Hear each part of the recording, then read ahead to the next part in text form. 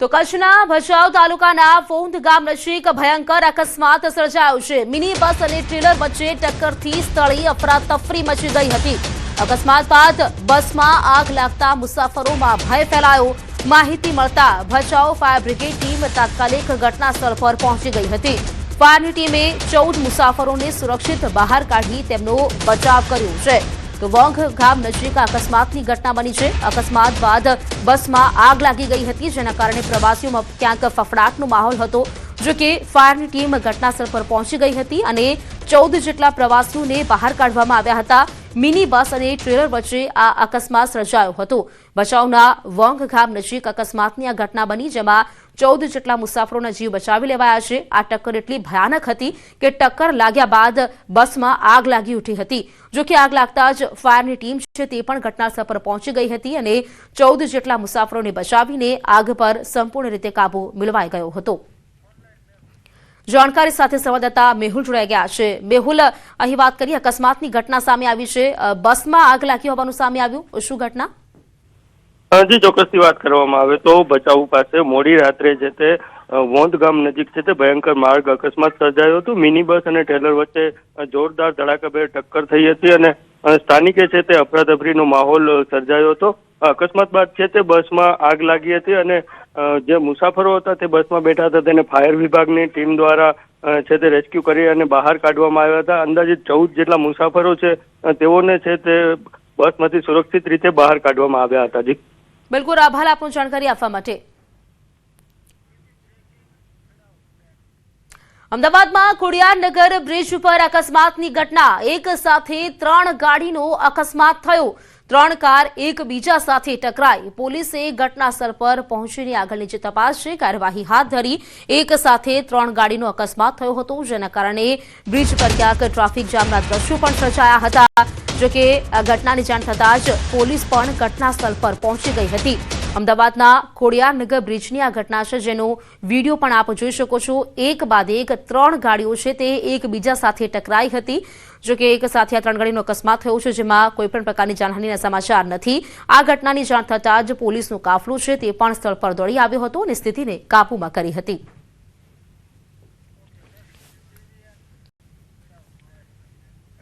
ભાવનગર શહેરમાં જાહેરમાં થયેલી મારામારીનો એક બનાવ સામે આવ્યો છે।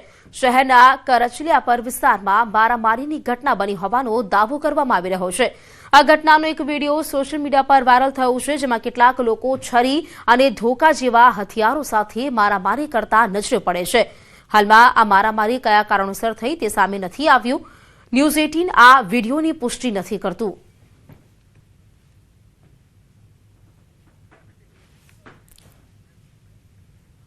તો કચ્છમાં અપહરણ કેસમાં આરોપીઓનું રિકન્સ્ટ્રક્શન કરવામાં આવ્યું। ગાંધીધામ આંગડિયા પેઢી અપહરણ કેસ મામલો, પોલીસે આરોપીઓને ઘટના સ્થળે લઈ જઈને રિકન્સ્ટ્રક્શન કર્યું। હથિયાર બતાવી જુલાઈમાં આંગડિયા સંચાલકનું અપહરણ કરવામાં આવ્યું હતું। મુખ્ય આરોપીઓને દિલ્હી, રાજસ્થાન જેલમાંથી રિમાન્ડ લેવામાં આવી અને ગાંધીધામ લવાયા હતા। રિકન્સ્ટ્રક્શન દરમિયાન અપહરણ રીત બતાવાઈ હતી। વાહન, હથિયાર, પૈસા યોજનાની માહિતી આપવામાં આવી।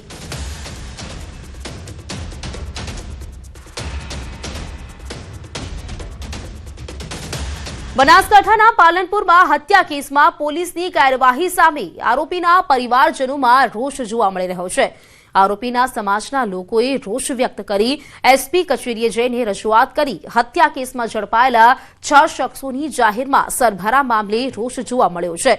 આરોપીના સમાજના લોકો મોટી સંખ્યામાં એસપી કચેરીએ પહોંચ્યા હતા અને પોલીસની કાયદેસરની કાર્યવાહીથી કોઈ સવાલ નથી। જાહેરમાં મારવા મામલે રજૂઆત કરવામાં આવી છે।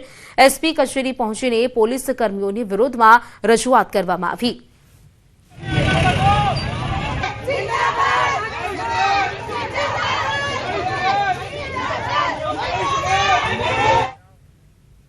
રાજકોટમાં રૈયા ચોકડી બ્રિજ પરથી એક યુવકે કર્યો આપઘાતનો પ્રયાસ। સમગ્ર ઘટનાના સીસીટીવી ફૂટેજ સામે આવ્યા છે। યુવકે બ્રિજ પરથી નીચે ઝંપલાવીને આપઘાતનો પ્રયાસ કર્યો। યુવાને ગંભીર હાલતમાં ખાનગી હોસ્પિટલમાં લઈ જવામાં આવ્યો હતો। યુવકે બ્રિજ પરથી ઝંપલાવતા લોકોના ટોળા એકત્રિત થઈ ગયા હતા। તો રાજકોટના રૈયા ચોકડી બ્રિજ પર આપઘાતનો પ્રયાસ કરવામાં આવ્યો, જેના જે વિડીયો છે તે પણ સામે આવ્યો છે। બ્રિજ ઉપરથી નીચે ઝંપલાવી આ યુવકે આપઘાતનો પ્રયાસ કર્યો, જેથી જે લોકો ત્યાં ઉપસ્થિત હતા એ તમામ લોકો આ યુવકને હોસ્પિટલ લઈ ગયા હતા। યુવકે બ્રિજ પરથી ઝંપલાવતા લોકોના ટોળા એકઠા થઈ ગયા હતા અને લોકોમાં ક્યાંક ગભરાટનો માહોલ પણ જોવા મળ્યો હતો।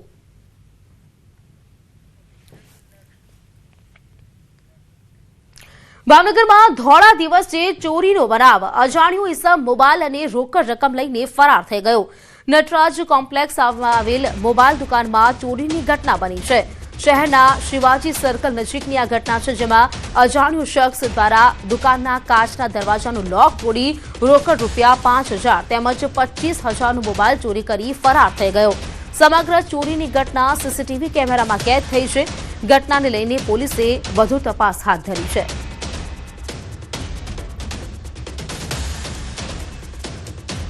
ભાવનગરમાં ધોળા દિવસે આ ચોરીનો બનાવ બન્યો છે, જેના સીસીટીવી ફૂટેજ પણ સામે આવ્યા છે। એક અજાણ્યો ઇસમ મોબાઈલ અને રોકડ રકમ લઈ ફરાર થઈ જાય છે। લગભગ બપોરના સમયે આ ઘટના બની હતી, જેમાં એક વ્યક્તિ આવે છે અને જે દરવાજો છે તેનો લોક તોડી દુકાનમાં પ્રવેશ કરે છે। દુકાનમાં પડેલા જે પૈસા છે તે રકમ લઈ જાય છે અને એક મોબાઈલ લઈને પણ ત્યાંથી ફરાર થઈ જાય છે। જોકે જ્યારે મોબાઈલ જે દુકાનનો માલિક છે તે પરત આવે છે ને ત્યારબાદ તેને જાણ થાય છે કે તેની દુકાનમાં ચોરી કરવામાં આવી છે। આ સમગ્ર ઘટના સીસીટીવી કેમેરામાં કેદ થઈ છે। હાલ તો પોલીસે ફૂટેજના આધારે આ ચોરને ઝડપવા માટેના ચક્રો ગતિમાન કર્યા છે। ત્યાં બપોરે હું 1:30 વાગે ઘરે જમવા ગયો અને જમીન 3:30 સવા 3 જેવું થયું છે। આવતા આવીને જોયું, શટર ઊંચું કર્યું તો અંદર કાચનો દરવાજાનો લોક તૂટેલો હતો। પછી અંદર તરત આવીને ગલ્લો જોયો તો ગલ્લાની અંદર 1 રૂપિયો નતો, ગલ્લો ખુલ્લો હતો। પછી તરત સીસીટીવી મારી દુકાનની અંદર લાગેલા છે તે ચેક કર્યા તો અંદરથી એક અજાણ્યો ઈસમ આવીને રૂપિયા ઉઠાવી ને એક મારો ફોન ફોલ્ડ 2 લઈને જતો રહ્યો છે। સુરતના કીમ ગામમાં ગુજરાત નગરમાં એપાર્ટમેન્ટમાં દિવાલ તૂટી પડવાની ઘટના બની। જર્જરિત ઇમારત પૈકીની આ ઇમારતની દિવાલ તૂટતા લોકોમાં ડરનો માહોલ છે। શ્રી હરેકૃષ્ણ એપાર્ટમેન્ટ નામની 2 માળની ઇમારતની છતની દિવાલ અચાનક ધરાશાયી થઈ ગઈ હતી, જેના કારણે આસપાસના રહીશો ભયભીત બની ઘરની બહાર દોડી આવ્યા હતા। રાત્રિના સમયે આ બનાવ બનતા જાનહાનિ ટળી છે। સ્થાનિકોનું કહેવું છે કે ઓલપાડના કીમમાં અનેક જર્જરિત ઇમારતો મોતને આમંત્રણ આપી રહી છે। ચોંકાવનારી બાબત એ છે કે જે ઇમારતની દિવાલ તૂટી પડી છે તે જ ઇમારતના તળિયા ભાગી આજે પણ દુકાનો ધમધમી રહી છે અને આસપાસ રહેતા લોકોના જીવ તાળવે ચોંટી રહ્યા છે। સ્થાનિક લોકો જણાવે છે કે કીમ ગામમાં આવી અનેક જર્જરિત ઇમારતો અને મકાનો આજે પણ ઊભા છે। મકાન માલિકો ભાડું વસૂલી અન્યત્ર સુરક્ષિત સ્થાને રહેવા માટે સ્થાયી થઈ ગયા છે, જ્યારે ભાડુઆતો અને વેપારીઓ મોતના પડછાયા નીચે જીવવા મજબૂર બન્યા છે।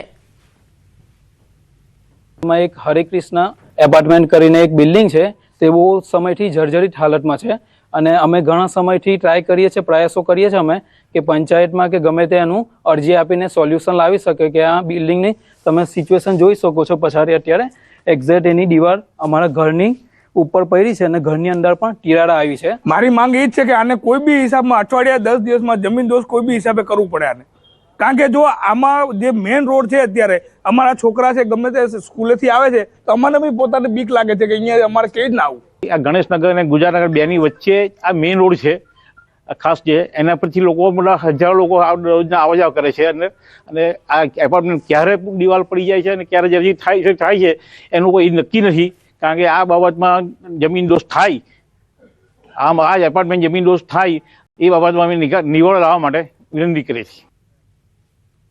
અમરેલી જિલ્લાના બગસરામાં સેશન જજના પીએ તરીકે ખોટી ઓળખ આપીને નોકરીની લાલચ આપી છેતરપિંડી આચરવામાં આવી।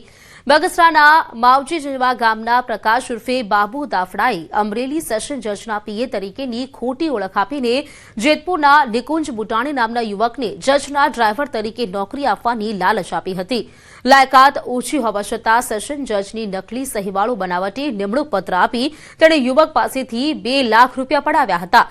નિકુંજભાઈ જ્યારે કોર્ટમાં હાજર થવા ગયા ત્યારે સમગ્ર છેતરપિંડીનો પર્દાફાશ થયો હતો।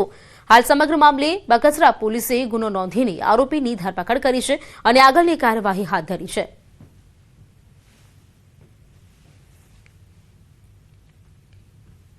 જે પ્રિન્સિપલ ડિસ્ટ્રિક્ટ જજ મેડમ છે એમને ત્યાં ડ્રાઈવર તરીકે નોકરી આપવાની લાલચ આપવામાં આવેલી હતી અને આ કરાવી આપવા બદલ તેમના દ્વારા જે આરોપી છે એમને 2,03,000 રૂપિયા પડાવી લેવામાં આવેલા હતા. પરંતુ જ્યારે જે ફરિયાદી છે તેમને જ્યારે ખબર પડી કે તેમની જોડે ફ્રોડ થયેલું છે ત્યારે તેમને બગસરા પોલીસ સ્ટેશન ખાતે આવીને ફરિયાદ કરાવેલી હતી.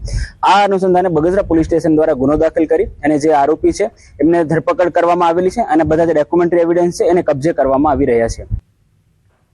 તો દ્વારકામાં તાંત્રિક વિધિના નામે છેતરપિંડી કરતી મદારી ગેંગ ઝડપાઈ છે. તાંત્રિક વિધિથી ઘરેલું નડતરની મુશ્કેલીઓ દૂર કરવાના બહાને લોકો સાથે છેતરપિંડી કરવામાં આવી. એલસીબીએ સોનાના દાગીના પડાવી લેનાર 2 શખ્સોની ધરપકડ કરી છે. સોનાના દાગીના સહિત 9.32 લાખનો મુદ્દામાલ પણ કબજે કર્યો છે. આરોપી અંધશ્રદ્ધાળુ લોકોને ફસાવી તેમની સાથે છેતરપિંડી કરતા હતા. હાલ બંને આરોપી વિરુદ્ધ ગુનો નોંધીને વધુ તપાસ હાથ ધરાઈ છે.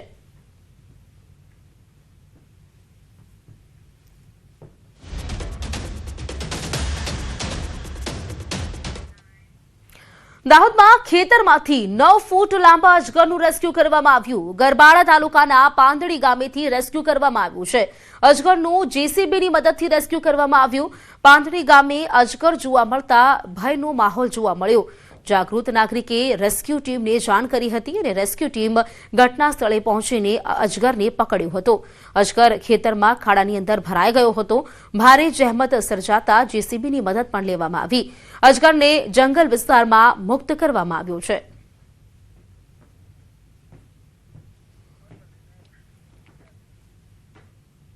તો મહી નદી આધારિત ફેઝ 2 યોજનાને લઈને મુખ્યમંત્રીએ મોટી બાંહેધરી આપી છે. બાયડ અને મહીસાગરના અનેક ગામોના તળાવો હવે પાણીથી છલકાશે. આમોદરા, ઇન્દ્રાણ અને દેરોલી સહિતના વિસ્તારોમાં સિંચાઈનો પ્રશ્ન ઉકેલાશે. ધારાસભ્ય ધવલસિંહ ઝાલાએ 40 સરપંચો સાથે મળી મુખ્યમંત્રીને આ મામલે રજૂઆત કરી હતી. પાણી પુરવઠા મંત્રી સાથે પણ મહત્વની બેઠક યોજાઈ હતી.